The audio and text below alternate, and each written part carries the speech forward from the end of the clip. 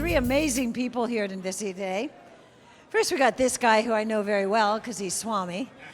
You probably know him too. It's great to be here. I'm Swami Chaitanya, co-founder of Swami Select, cannabis growers from Mendocino County.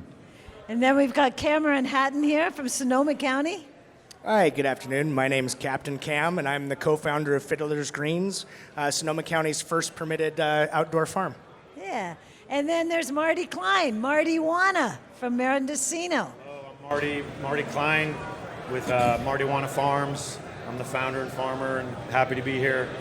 I got a booth here. If anybody has any cannabis questions, just give it to me. So these three guys, and a lot of women out there too, just to put that in there, are amazing growers up in the Emerald Triangle area, in Sonoma County, in Northern California. And we've been doing it for generations now. And we want to talk about craft farming. This is different. What we're talking about is what's grown in smaller batches up in the hills at the perfect locations, the terroir. It's all perfectly adaptable to grow the best cannabis in the world. So this is just as opposed to large-scale greenhouse or indoor grows. So the first question I really want people to talk about is, what is craft cannabis to you? How can we describe that? Well, I'll go first since I'm next in line here. Yeah, that is a big question. What is craft cannabis and why are we talking about it all the time? Because we need to make it a distinction from what is more what we call mass-produced cannabis on a large scale. Now, I'm not sure how big your grow is. It's probably about less than a quarter of an acre or something like. How big is?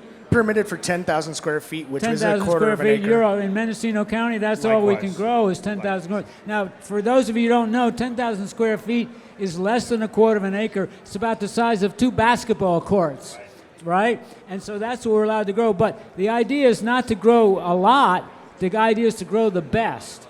And how you do grow the best is you have fewer plants that you can really pay attention to, and you can really give them the love that they need and respond to, right? And then you can also be responsive to their needs when maybe they have some insect infestation or something like that. And you can see it very fast because, what do you say, Marty? Every plant, every day? Every plant, every day. Right? And so that's the thing. You got to go out there. You got to sing to your plants. You got to talk to your plants. But there's even a more important thing about that is you got to listen to your plants, right? Because they're telling you, and they're telling you what they need and how they need it, right? And so when we start from seed. So I have those seeds in my hand. So I'm intimate with that plant right from the very beginning. And then, I say blessings on them and so on. And so that's the beginning of craft cannabis. It's small scale and it's personal attention, and that's the very beginning of it. What's next? Absolutely. We also don't use a drip irrigation system for our primary feeding. We hand water because that's going to give you that time and attention to spend with the plants. And they really respond. I mean, the best thing that you can ever put in the soil on a farm is your footprints. Well, they say the farmer's shadow is the best fertilizer on the plant. That's an old saying from the Farmer's Almanac, and it's still true today, right? That personal attention. What about you? What do you do, Marty? Well, we actually put our seeds in our mouth before we put them in the soil. Yeah, I know people who do that. There's some enzymes in the mouth that help break down the beginning of the start. So that's kind of our connection to the seeds to start with. Is very personal when it's coming out of your mouth. And how long have you been growing, Marty? I grew in there. I have a story that was written in Marijuana Ventures March issue of last year, and they cover some of my pre-understanding what I was doing when I was growing. Because I actually growed around gator holes in South Florida. Not very big plants, and we didn't know what we were doing, but we just wanted to alter our brain chemistry. And it was very dangerous growing around gator holes, which is basically a 15, 18-foot hole in the ground that's maybe 8 or 10 foot wide. Did you say gator holes? Yes. I mean, alligator? Yes. Were there alligators in the holes? Most of the time in the summer, the alligators were in the holes, yes. That's another story for another time. Let's segue back to, I've been growing 22 years in California. Sorry. Without the gators. Without the gators. Okay. What about you, Cameron? I feel like the young and the newbie in the group. I'm so honored to be up here with you all, but I've been growing in the commercial market in California for 13 years, but I planted my first plant in the Virgin Islands back in the late 90s. Well, that's good enough. I did my first plant up on Telegraph Hill in North Beach in San Francisco. right? And right below Coit Tower, I had a little garden facing south, and from my garden, you could see the Transamerica building and the Bank of America building. And I guess they never knew what it was because I would stand out there. I had these big, and I grew 13 plants, and it was great. It was great. 13 plants is definitely craft cannabis. That's right. So wait, so let me ask you all this. So here you are growing these small crops in the beginning. Chances are you were not growing them regeneratively as you do today, correct? So we've all learned a lot along the way? Well, at least in my case, I wanted to learn from day one, and it was a process. And even today, I still learn. I'm still paying attention. Absolutely. My friend Phil Crew is here from Mendocino Family Farms. I'm learning from him today. So, I think craft cannabis is about that, continuing to refine your process at that scale. And one of the things that I think craft cannabis should be mentioned is what is that total number of pounds? Similar in other agriculture, they're like, well, if you grow, a certain number of acres, it's small. If you grow, or if you do so many cases of beer, it's small. I think we need to eventually figure out where that's at.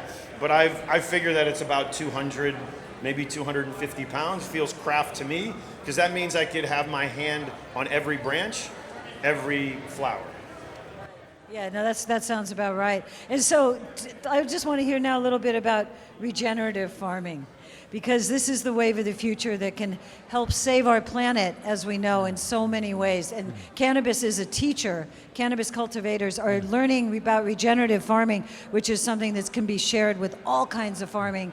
Every single thing that's featured at this state fair could certainly be grown regeneratively and be better for our planet. So talk a little bit. The reason we talk about regenerative farming is that we're actually increasing the fertility of the soil. And I like to use the word fecundity. Isn't that a beautiful word? It's a beautiful word. Fecundity is the power of the earth to produce plants, right? And so when I confess, when I first grew my plants in San Francisco, I didn't even know you needed to feed plants. I used Miracle Grow. Now, I'm way off of that now, but the point is it's a progression. You start wherever you can start, and then you keep adding. Then I went to totally organic ingredients, right? And then you go, and you don't buy that organic bottle off the shelf. You get maybe some gypsum and some rock phosphate and some green sand and all these things you put in to build up your soil. And then you put in the organic matter. And so the organic matter is the key element because that's full of organic life. Right? And the organic life is bacteria and fungi, and I had to learn all these new words about biology, right? You remember those like nematodes?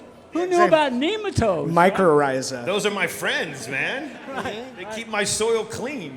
Right. And there's arthropods and all these other things which are microscopic animals up to big and worms and all those sort of things. And they're all kind of living together. We call it the soil food web, right? Exactly. So, Cameron. Yeah, and the soil food web is amazing. I learned to grow indoors in pots using newts out of bottles, and I hope you all realize how amazing this is that we're here, because I learned to cultivate by reading Ask Ed books and Jorge Cervantes and High Times Magazine and the little grow guides, because you couldn't let anybody know you were cultivating, so you couldn't ask your community, how do I handle this pest problem, or I'm having an issue with this coloring of the leaves. And so for us to be able to sit here and talk about this and share the cannabis with people without giving a fake name, and I'm not from here, I don't live here. we're at the state fair, dude. Exactly. I mean, we're out here sharing all of this.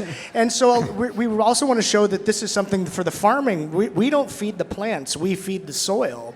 And if you keep a healthy living soil, that soil is going to provide your plants with everything it needs.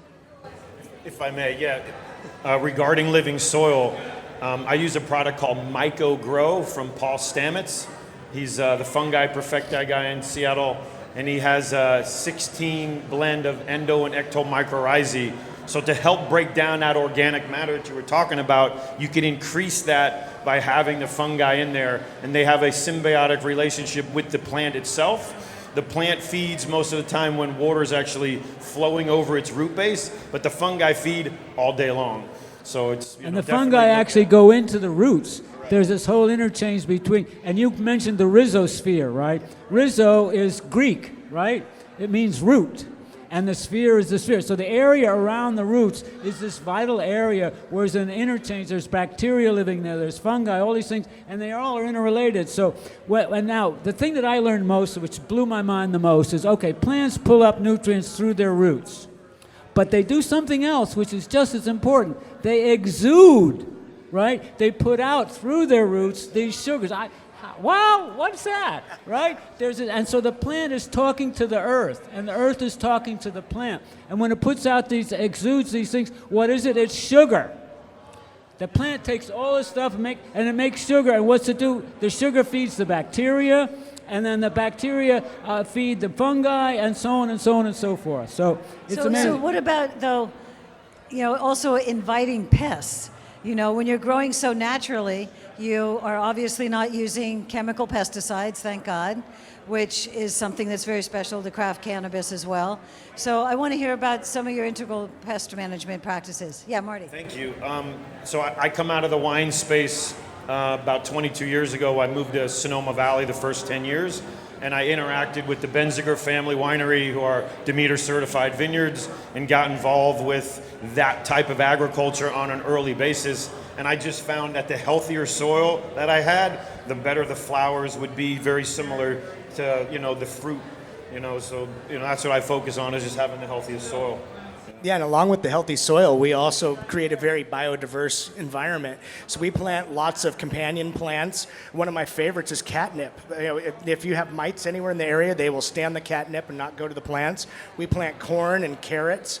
And then we also, being regenerative, we also expect to sacrifice a little bit of our crop back to Mother Nature. So it's, we want to make sure that it's a symbiotic relationship. And so we want to have beneficial insects. We create little lizard havens so they can come out and eat. Lizards are great. Oh yeah, we have a predator perch for the hawks, and at night the owls come in. Right. And we try to make it so if you have a balanced ecosystem, they're going to take care, and you're not going to have an outbreak of a huge pest problem. That's what we're seeing with monocropping. They have to use pesticides because they create this smorgasbord for specific pests, and then they don't allow any of their predators to stay and keep them at bay. Right.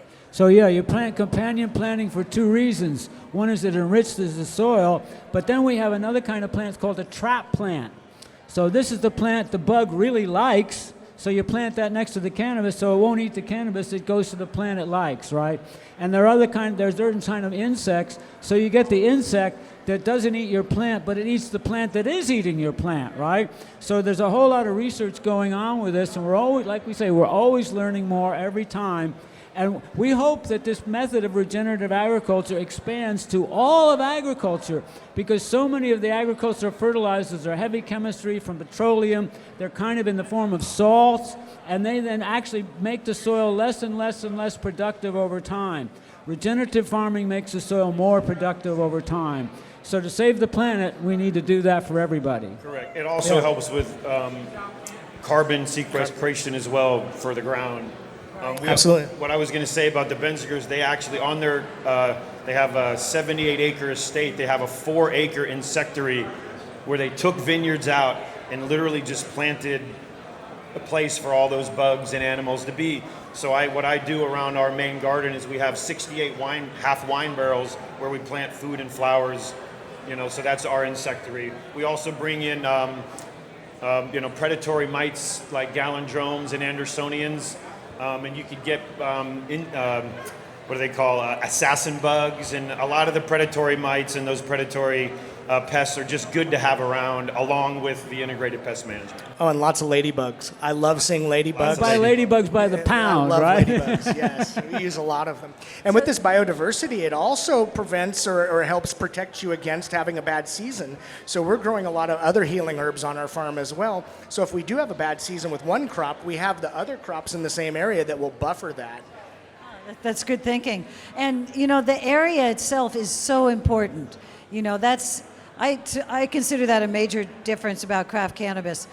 I mean, I guess you could grow craft cannabis in the Central Valley, for example, but it's not going to be the same. And we know that's because of our altitude, because of our closeness to the water and all of that. So tell me, I want to hear a little bit about each one of your farms. Like what are the benefits for the terroir and the area that they're in?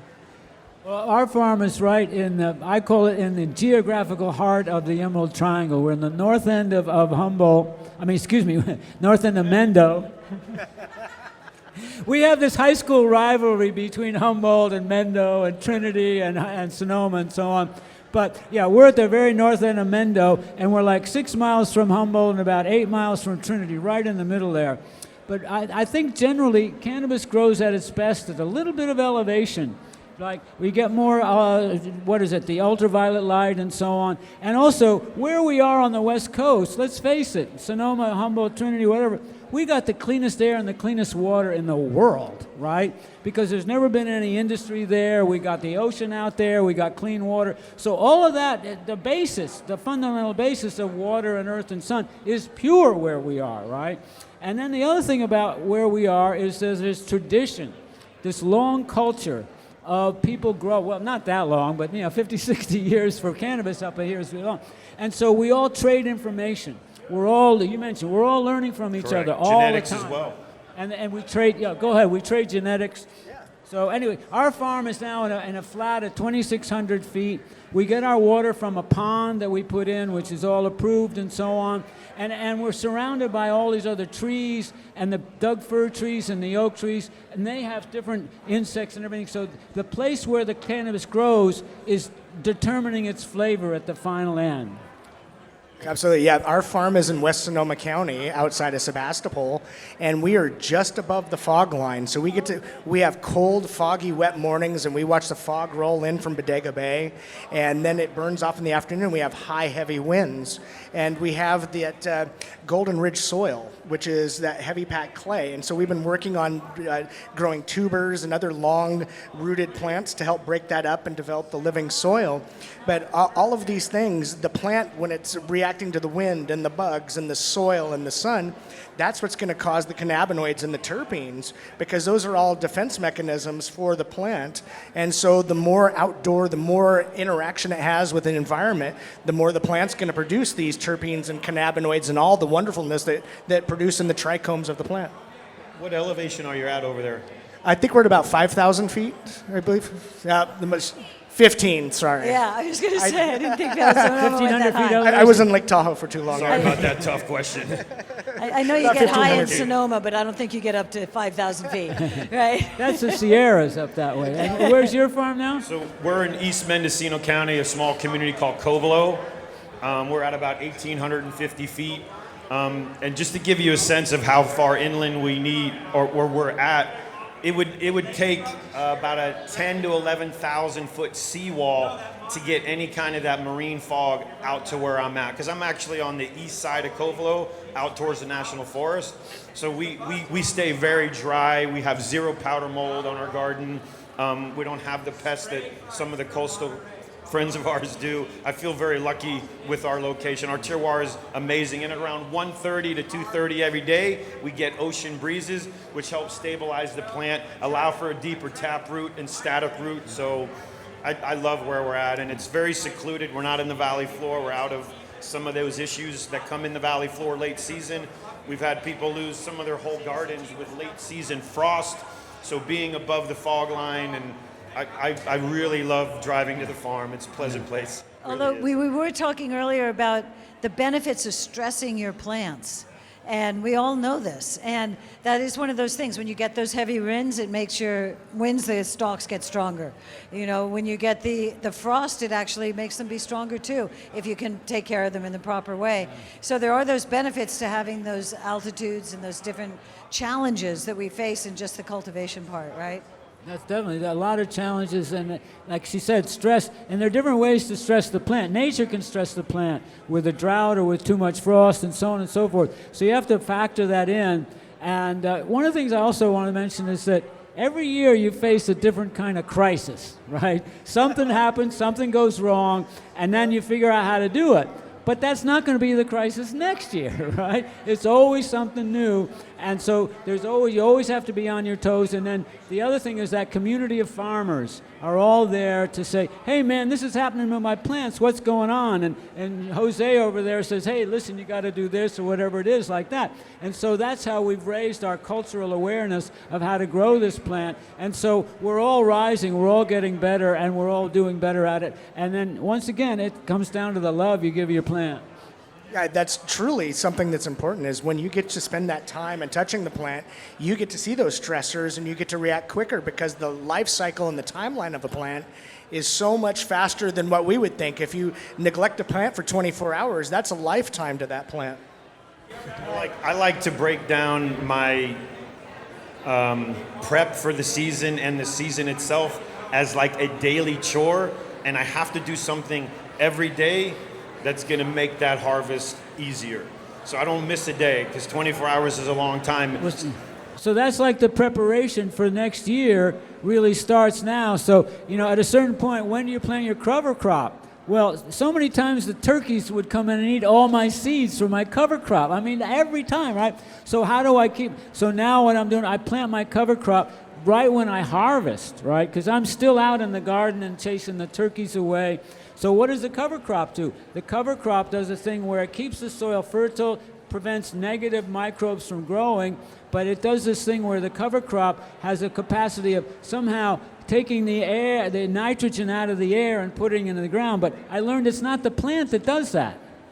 It's the bacteria around the plant that does that. And certain of plants have that capacity, because the air is like 70% nitrogen, and the plant needs nitrogen, but it can't take it out of the air. It's got to take it out of the ground, right? So how do you make the nitrogen? You grow a plant that gathers nitrogen because of the bacteria around its roots. And you can actually see the little white nitrogen balls when you pull up the root. The little nodules. And that becomes available to the plant. So, yeah, it's pretty amazing, that process. Yeah, especially with the cover crops, it's important. We just took a fallow season, and we've been doing nothing but cover crops and chopping and dropping them.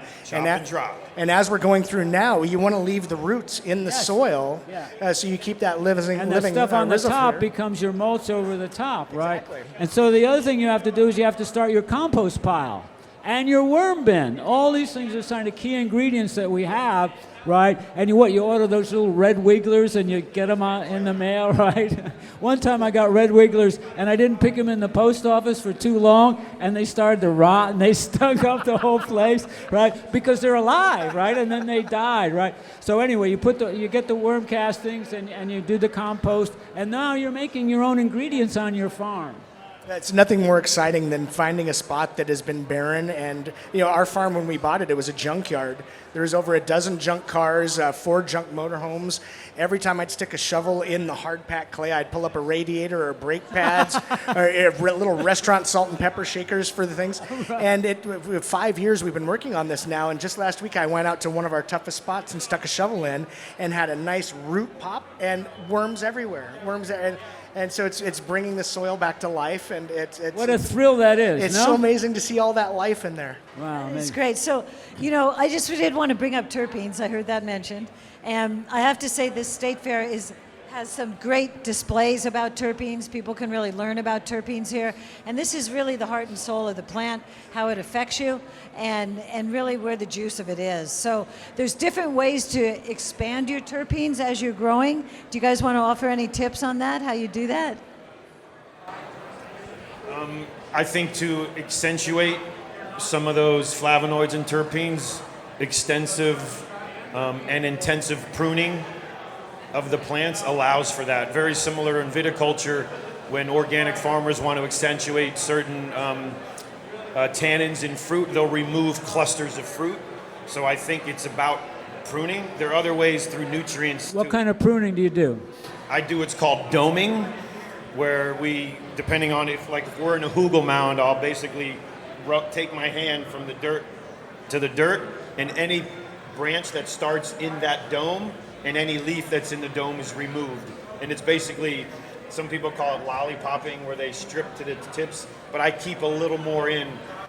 So you take the branches around the lower part of the plant away. Sucker branches and all of the sun leaves. Right. And that's a process both 6 weeks and 2 weeks before harvest on the new moons as we lead up to the full moon. All right. It's because a new moon then stimulates the next growth. Correct. Exactly. And what do you do for that? Well, the terpene, we really develop our terroir in our soil because the terpenes are going to be an expression of that microclimate and where the soil is grown. So we're trying to really listen to the land and the soil and see what it wants to grow there and building that food forest and that ecosystem to where the plant can fully express itself. But I think one of the most important things with the terpenes is after harvest, treating the plant the way you harvest it, the way you dry it, the way you cure it, the way you store it, because so many things can go wrong between the farm and the store. And you're going to lose a lot of your terpenes going there, and you wind up with something that smells less than it should be because it was mishandled or wasn't cured properly or wasn't transported properly. Well, yeah, the question just sort of comes down to why does a plant make the terpenes in the beginning, right? Now, I do want to say this cannabis plant has the capacity to produce over 1,000 compounds in its life. Not always, not every time, but that's an amazing variety of what it does, right? Maybe, 50 or 70, and we don't even know how many can be terpenes, 150 cannabinoids. So this is a truly amazing factory, right? But the plant is producing terpenes for basically one of two reasons. It wants to attract things to it by the smell, and it's want to repel things that are going to harm it, likewise through the smell or maybe the taste, right? But we find out that terpenes also have been studied elsewhere, and terpenes have antiviral, antifungal, all sorts of other medical qualities, and when you combine those with the medical qualities of the cannabinoids, then you're getting not just an entourage, I call it a symphonic orchestra of all the ingredients that are in there, maybe 700, 800 things in there, all doing their little thing. But terpenes are the most obvious ones, right? Then there's flavonoids. And I have to say this. We learned the newest ingredient lately in cannabis, volatile sulfur compounds. Listen for that, everybody. Yes. That's the next frontier in cannabis. The thiols. Right. We were having a big talk with this about the wine growers around us, Yeah. and that what you're talking about is what gives cannabis its skunky smell. The thiols, which are What did you call them? thiol. Thiols. Thiols What is is that? the scientific name for the organic sulfur compounds. Oh, okay. And they give it we're the gonna have a gas talk or for the a second. skunk. The thiols. They give you that gassy, just skunky funk smell that's amazing. And we've had so many people worried in the viticulture in the vineyards, worried about that contaminating their plants. And now we have the scientific data to show them this is exactly the organic compound that you spray on your grapes to prevent powdery mildew. And I talked to the scientist who gave this report at CanMed, and I said, so can I go to the vineyards around me and say that our skunky cannabis is actually protecting your grapes? Whoa. And he said, I don't have that exact data, but yeah. Because the wine growers are still afraid of us somehow or other, We got to work with them because we've been mentioning this word terroir. You might have heard the word terroir that we say. Well, terroir is one of those fancy French words, and if you translate it, it means sort of the soil or from the soil. So it's the soil which is really, because you said, you feed the soil feeds the plants. You grow the soil. So it's the soil itself, the terroir, the actual, and that's what's creating the unique quality of the cannabis, right? We have another thing we do to preserve terpenes is harvest early. So we're on our farm, we're up at 4:30, our coffee's done, breakfast is done by 5:15. We got our lamps on, the sun's just now coming up a bit, and we harvest for about 4 or 5 hours in the mornings when it's cool, because terpenes actually evaporate. The warmer the flower gets, more terpenes are going to evaporate into the air. That's how you could actually smell it. So, I think harvesting early, keeping the dry room and the... You come into Mendocino County in the fall and you smell terpenes as soon as you cross the border. But Correct. going the other way, you smell wine. Correct. Right? It's rotting Yeah. stems, it's rotting shells of, skins, shells. I So don't the know why I said terpene shells. is really the important thing there. We have everything cut down before first light. Right, then we hang it up. Then everybody comes in for breakfast, and I cook everybody at least another year. So a year and a half later, if you never opened that jar and you stored it right, you open up and you pop that lid, and you're gonna say, "Oh wow, that's those terpenes." Right? But just to make clear, it is different. It is It is different different, because right. it does. It still smells great. It looks great. It feels great. But it does increase the CBN quality of the cannabis, and the CBN is one that's very relaxing. A very relaxing cannabinoid.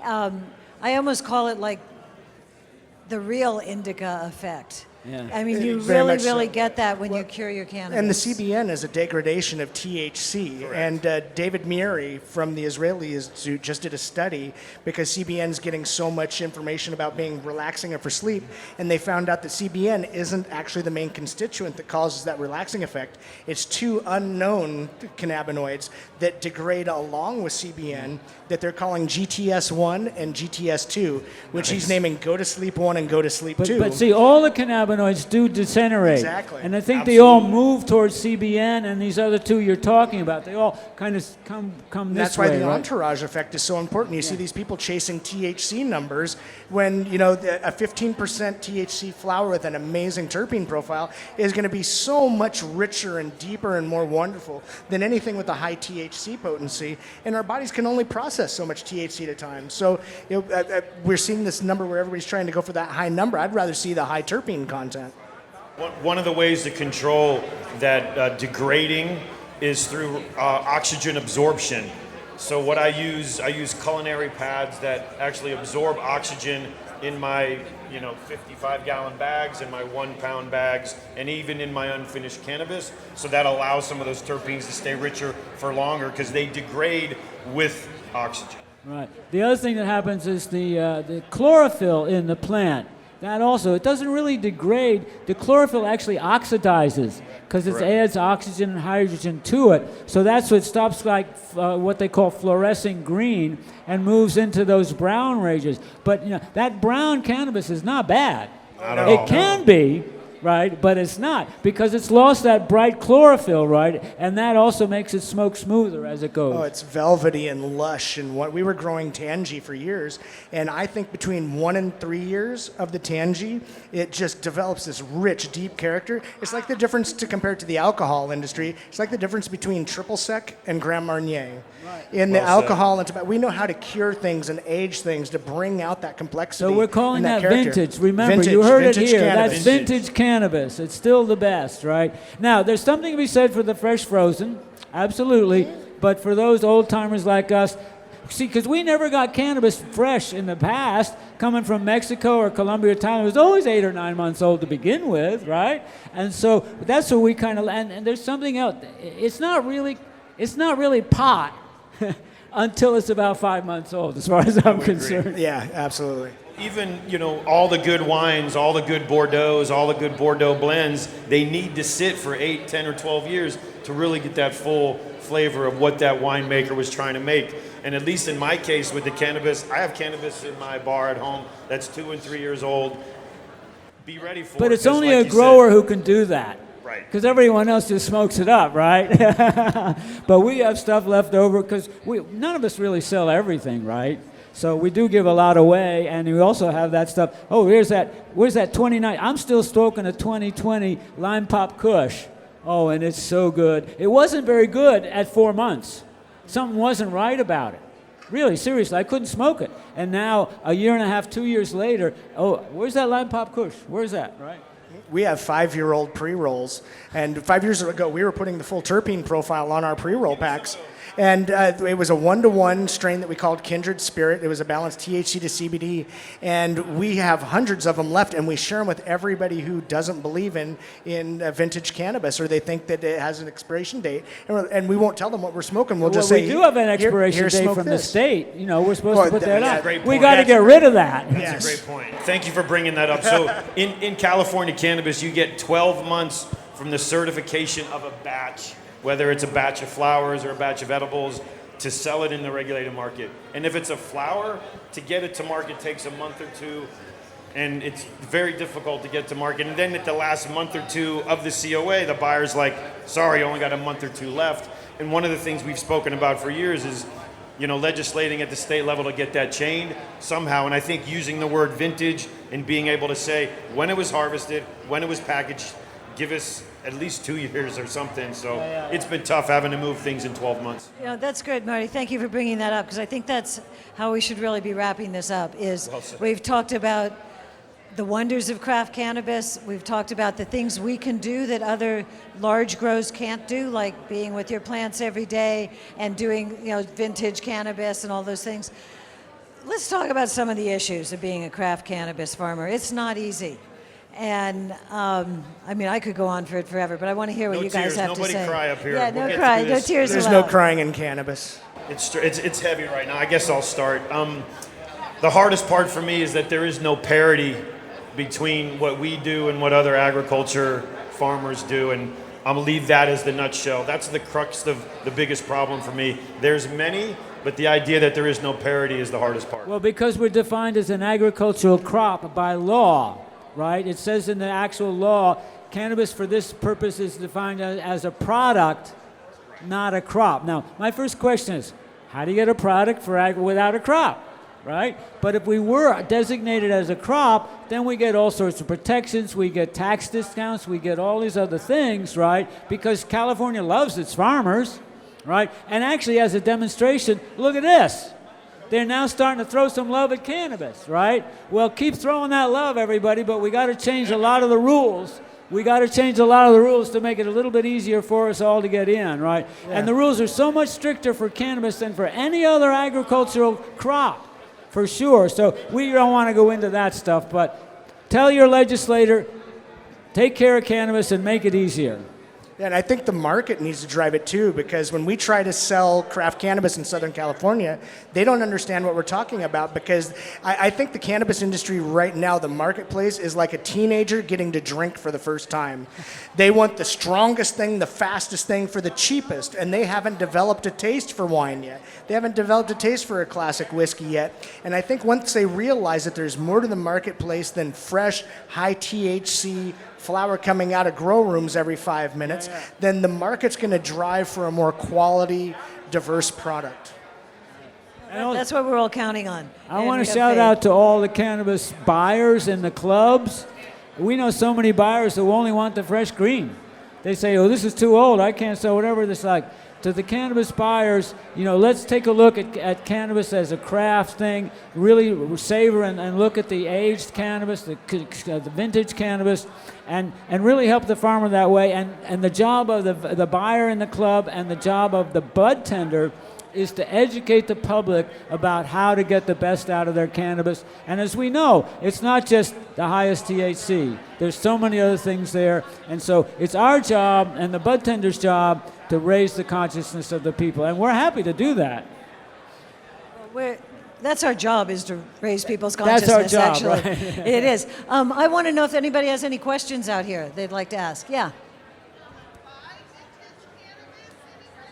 Can you buy vintage cannabis? They don't call it that yet. We call it that. I'm sure any one of the farmers here at the place will have some vintage cannabis for you. And Allegedly. Right. Marty does, I know. I actually, for the first time ever, I actually had cannabis left over from last year. And in the regulated market, if you have enough left over, you're allowed to retest it with the same distribution company. So I actually had 2 pounds of eighths and 11 pounds of half ounces, and I have retested it, and it is in the regulated market, and nobody said anything. It actually tested 6 points higher on THC. Oh, amazing! Wow. Because the moisture level came down. Oh, right. The residual moisture, which they also test for, so there's less dilution, right. Well, and I do want to say, if you can manage, you buy some cannabis you really like, and you can manage not to smoke at all, and actually try to save it and see what happens.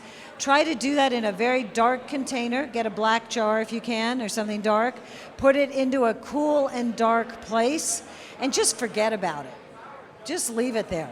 And when you find it again, you'll have a very pleasant surprise. That's a great suggestion. Yeah, and it's a great surprise when you find those stashes too.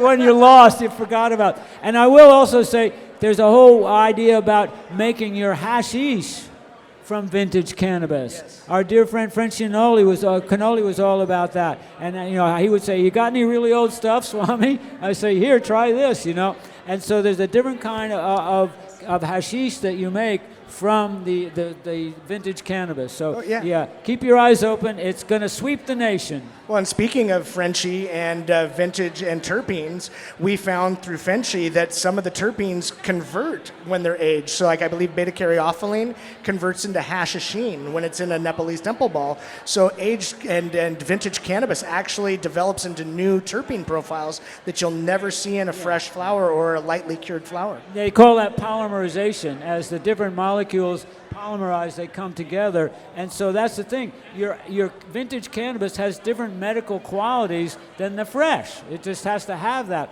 And I also want to say, throughout the thousands of years of cannabis that we've had cannabis in our lives as humans, we've been using it for probably 1 million years, right? And so all those people have tried all these things, but the way cannabis has kept its reputation is by that vintage cannabis that you have. Because we never got the French stuff before, but the medicine is locked in at that point if you do it right. But we didn't have that age, but we did feed our livestock the stalks and the leaves. We fed our chickens the seeds, and we got the acidic cannabinoids from eating the leaves ourselves as well. And so we actually were engaging our endocannabinoid system by eating the meat and the eggs and the milk from the animals that were feeding on the plants. Oh, it's totally symbiotic there. I mean, we're integrated with that. And of course, as everybody knows, we have our own cannabinoids we make inside ourselves, right? So we are totally connected. And to me, the cannabis plant is the doorway into the plant kingdom, right? It's a gateway drug into the plant kingdom. And by all the plant kingdom, we have plant medicine everywhere now. And look at what we're doing with the mushrooms and all sorts of other plant medicine, because that's the original medicine humans had. Comfrey and St. John's wort and all those other herbs that's happened, white willow bark, all these things, it's all come from plants. So let's go back to plant medicine and get away from the chemistry. Cannabis is my plant of choice. Yeah, and full spectrum in your food, in your flower, in your farm, in your friends. You want the whole broad full spectrum of every consistent. And a full spectrum life you get as a result, right? Full spectrum life. To wrap this up, I just really want to say, and I mean this from my heart, cannabis can save our planet. It truly can, from building materials to clothing materials to protein for food for people that need that. It really, really can. Fuel. So please talk to your legislative people, stay in touch with the government, work for this, because this is something that we should have. It's a sin that it has not been allowed to us for so many years, and this is something that we need. It is a miracle plant. Thank you, Nikki. I love it. Thank you, Nikki. Thank you. Thank you for listening. Thank you all for being here. The best thing is, grow your own. Grow your own. Know your farmer. Thank you all for coming very much. Have a great fair.